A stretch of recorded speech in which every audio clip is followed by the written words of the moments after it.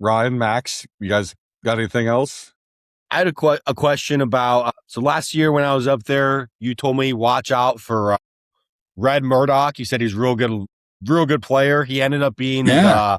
Mr. Irrelevant, getting I can't drafted believe by we haven't talked about this yet. I didn't even think about that. yeah, he got drafted by the Denver Broncos. So I didn't realize this until I did a little research. He 17 forced fumbles. He broke Khalil Mack's not only Buffalo record but NCAA record last year, which is kind of crazy that the two top fumble forcers of all time are Buffalo Bulls.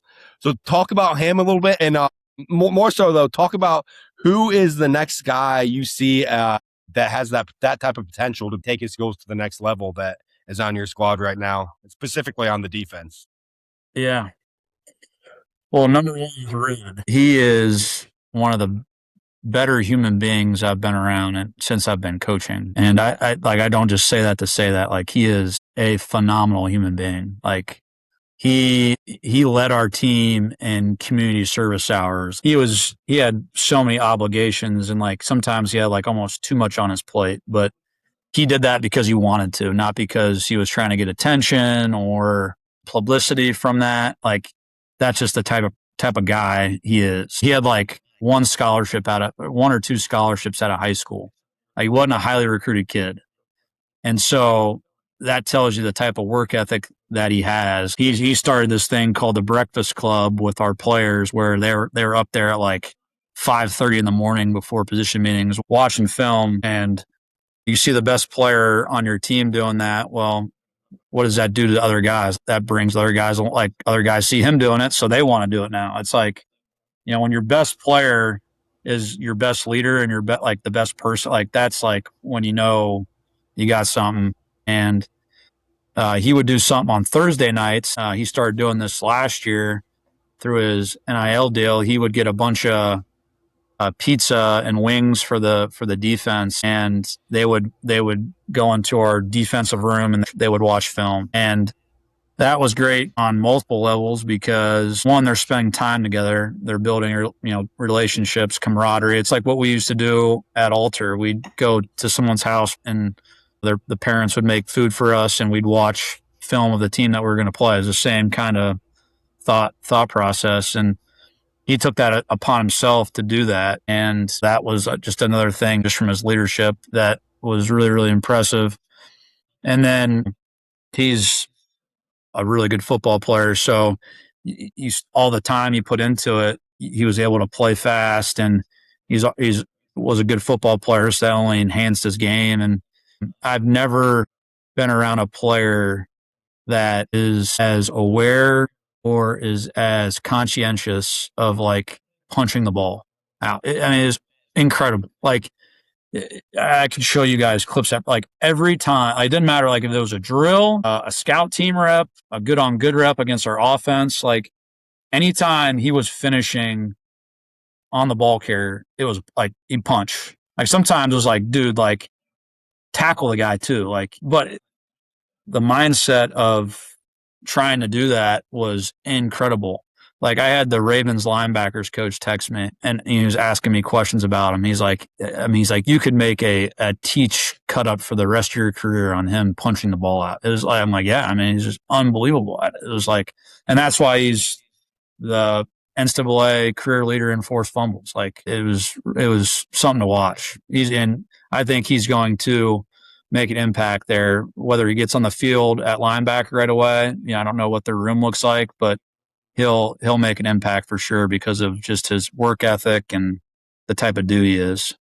That's awesome. And actually, it seems like he fell a little bit from where I saw him going, but it almost at a certain point, he's getting some publicity from being Mr. Irrelevant. If he does make it, in the end, I feel like that is it actually can be a positive to fall that much. Yeah. I think like too, that's like just like another chip on his shoulder, it just adds to like, hey, I'm going to prove people wrong. And I think a big reason for him falling is he had a high ankle sprain. I think he got it like week 9, week 10 of the season. And so he played like the last 3 weeks on a high ankle sprain. And like that just speaks to his toughness level too. He could barely run, but there's no way you were taking him off the field. You'd have to like put handcuffs on him and chain him to the bench. You weren't taking him out of the game. So I think he went to the combine and wasn't able to do anything. And then during his pro day, he was limited a little bit. He tweaked it. He went to the East West Shrine Bowl. He was supposed to play in that. Couldn't do anything. So I think that was really what really hurt him the most, was he wasn't able to go through a lot of the physical evaluation stuff that the NFL has in those critical months. But I think he's going to be just fine. Well, I'm excited that he's a Bronco, especially after hearing you say that. I'll shut up after this, but any guy on your on the defense right now that you see have that type of potential or impact?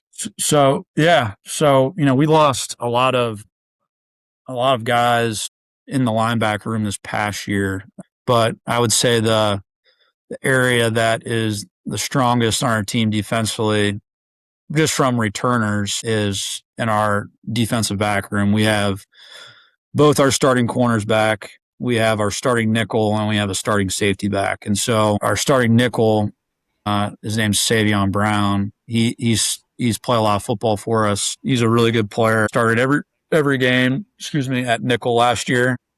And he's a really intelligent player, can cover, can tackle. He's long. He's very physical.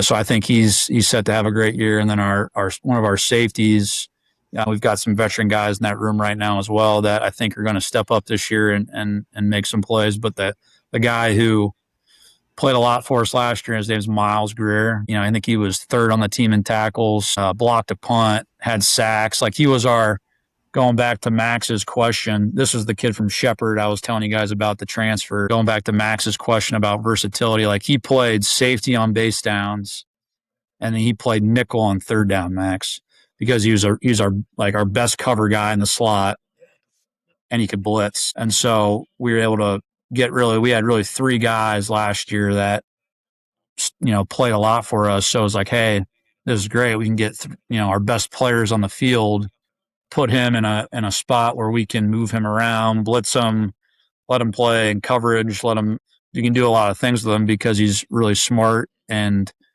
he's got a pretty diverse skill set. So I think those two guys, and then we have a defensive lineman named Cornell Evans, a defensive tackle who's played for us the last 2 years, who's a really, really steady player who has been in the program. He understands it. He's great kid, and I think he's set to have a really, really good year as well. So hopefully there's guys that are going to have great years that I'm not naming.